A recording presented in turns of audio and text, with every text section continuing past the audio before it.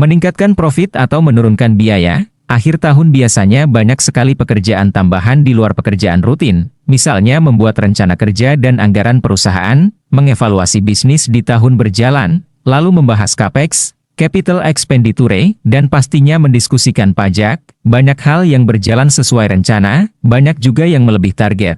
Tetapi rupanya banyak juga yang bahkan tidak mencapai target. Yang membuat saya sering senewen adalah kalau ini ternyata tidak mengerjakan apa yang sudah direncanakan, dan ini karena faktor man-made disaster atau perbuatan manusia yang menimbulkan petaka dan masalah. Kalau nature-made disaster sih bisa diterima. Namun, man-made disaster karena lalai, karena malas, karena tidak fokus, karena ngegampangin masalah, atau karena main-main hal ini tidak ada ampun. Beberapa waktu lalu, saya melakukan perbuatan yang tidak mengenakan tapi harus dilakukan. Someone has got to do it, yaitu memecat seseorang. Dalam menjalankan perusahaan, tentu selalu didasarkan pada profit. Dan untuk mencapainya ada dua hal yang harus selalu dilakukan, yaitu meningkatkan penjualan dan menurunkan biaya, menjaga selisih antara keduanya. Itulah yang disebut margin profit. Dan, jika ada pertanyaan misalnya harus memilih di antara keduanya, mana yang harus dipertahankan, meningkatkan profit atau menurunkan biaya? Maka penjualan adalah hal yang harus dipegang teguh dan harus terus naik. Walaupun biaya juga naik dan menyebabkan tidak ada profit, namun, sales menciptakan cash flow arus uang. Ini yang harus dijaga oleh seorang pengusaha. Apa yang terjadi jika Anda mendirikan perusahaan baru? Perusahaan Anda baru dimulai, sales belum ada. Apa pilihan yang harus dilakukan? Mengambil profesional yang biayanya tinggi untuk sementara atau mengambil pegawai baru yang murah, yang pastinya tidak punya pengalaman? Atau pilihan ketiga adalah Anda mengerjakan semuanya sendiri sehingga menciptakan sales baru, memilih merekrut pegawai baru, dan yang pengalaman.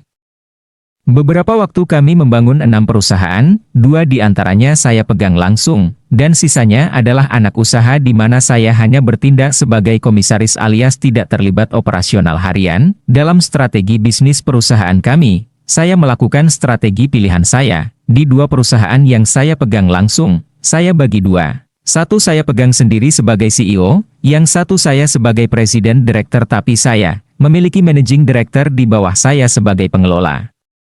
Hariannya, sederhananya, satu saya pegang dengan bentuk presidensial di mana saya adalah presidennya, satu lagi model parlementer di mana saya jadi presiden tapi pengelola perusahaan dipegang oleh Perdana Menteri. Dalam hal ini disebut managing director, jadi kegiatan harian dipegang managing director yang saya hijak atau bajak dari sebuah perusahaan besar. Anak usaha maskapai Garuda, posisi terakhirnya adalah direktur di sebuah perusahaan yang memiliki revenue atau penjualan mendekati angka 1 triliun rupiah. Saya tentunya sulit mendapatkan dirinya karena penawaran saya berbanding lurus dengan fasilitas dan apa yang dibawanya pulang oleh perusahaan besar seperti anak usaha Garuda ini. Jadi selain memberinya gaji besar, saya pun memberinya kepemilikan saham atau ownership di perusahaan yang dikelolanya tersebut. Bahkan, dia saya beri posisi strategis lainnya, yaitu komisaris di sebuah anak usaha karena dalam saat masa kami membangun 2 perusahaan alias langsung membuat juga anak usaha. Bapak dan anak hanya selisih 1 hari, namun, sang anak bukan perusahaan baru berdiri. Ini perusahaan berjalan berusia 5 tahun yang kami take over. Singkatnya, saya mengerjakan negara A, dia menjalani roda pemerintahan negara B. Secara administratif, perusahaan A jalan lebih awal karena saya pegang langsung. Perusahaan B baru jalan aktif beberapa bulan setelahnya karena kami perlu waktu 2 bulan untuk pengunduran dirinya sebagai pimpinan di perusahaan lamanya. Hari pertamanya bekerja, Bapak PS ini memulai seperti kebanyakan pimpinan baru, yaitu membuat rencana kerja internal. Saya tidak terlalu memikirkan banyak tentang perusahaan B hingga minggu berlalu, dia mengajak saya diskusi tentang rencana kerjanya. Dia akan membangun organisasi yaitu dengan meminta persetujuan saya. Dia ingin merekrut sekretaris pribadi, orang akunting, dan orang resepsionis. Bagi banyak orang mungkin terlihat wajar, tetapi bagi saya, ada sebuah hal yang membuat alarm radar saya menyala. Kalau rencana bisnis ke depan bagaimana? Tanya saya. Lia, setelah tim ini terbentuk, saya akan menyiapkan rencana bisnisnya. Saya perlu tim untuk melakukan perencanaan dan pelaksanaannya. Dalam benak saya, sudah 1 minggu hanya mengerjakan hal ini. Minta 3 karyawan baru? Saya mengulangi lagi. Oke, rencananya mau mulai dari mana bisnis perusahaan B ini? Saya mencoba melukakan in-depth interview untuk mengerti isi kepalanya. Seseorang yang gajinya 25 kali UMR ini saya tekan dengan pertanyaan lebih rinci. Siap, saya sudah punya rencana akan bertemu dengan beberapa orang yang akan menjadi mitra bisnis kita, jawabnya. Saya bertanya lagi, mereka itu siapa? Itu mitra bisnis di perusahaan lama yang saya bawa semua ke sini. Oke, saya pun berhenti bertanya dan saya angguk-anggukkan kepala saya. Kemudian dia pun keluar dari ruangan kerja. Saya, sekeluarnya dirinya. Kening saya agak sedikit berkerut, jawaban normatif dan global begini bukan sesuatu yang saya harapkan keluar dari mulutnya. Dalam perusahaan baru, saya punya kebiasaan untuk menciptakan uang dulu atau peluang sales. Lalu terciptalan peluang pekerjaan, barulah saya merekrut seseorang yang cocok dengan kebutuhan pekerjaan tersebut, job matching. Dia melakukan sebaliknya, ini adalah perilaku dari perusahaan besar yang memang sudah punya revenue atau pejabat yang baru menjabat yang sudah punya anggaran. Kalau perusahaan masih hijau, harusnya agak berbeda perilakunya, atau dia belum paham. Siangnya, saya mengajak dia makan siang. Saya ingin menggali lebih dalam lagi. Apa pola pikir dan tindakan ke depan? Saya membiarkan diri saya banyak diam dan membiarkan dirinya bercerita, betapa dia bermimpi sejak lama ingin memiliki perusahaan seperti sekarang. Ingin memiliki fasilitas kesehatan, mobil, vacanci, gaji besar dan saham yang berkelanjutan, dan kesimpulan singkat saya sejauh itu adalah, kok nggak ada jualannya ya? Semua yang disebutnya ada hubungannya dengan biaya. Namun, walau alarm nyala, yang namanya kesempatan harus saya berikan, mungkin memang ada cara yang lain di luar pemahaman saya. Suatu hari saya diminta menemaninya presentasi di sebuah perusahaan. Sebenarnya ini adalah presentasi bisnis dari anak usaha dari perusahaan yang baru kami beli, yang sudah berusia 5 tahun tersebut. Saya dan Pak PS adalah komisarisnya dan agar Blitzkrieg ala Hitler serangannya total, dibawa semua, mulai dari komisaris, direksi plus manajer. Ini meeting besar. Dalam pertemuan tersebut saya banyak diam, karena kami berhadapan dengan perusahaan TBK atau perusahaan publik yang sangat dihormati, dan sebuah kehormatan merekalah yang mengajukan kerja sama dari awal, yang akan mengatrol bisnis kami ke depan lebih mudah jika berhasil berbisnis dengan mereka. Di awal kedua belah pihak sangat antusias dan saling adu peluang adu cantik. Semakin cantik maka semakin besar porsi keuntungan tentunya, hingga sampai di suatu titik di mana Pak PS melakukan hal yang menurut saya tabu dilakukan, yaitu teaching.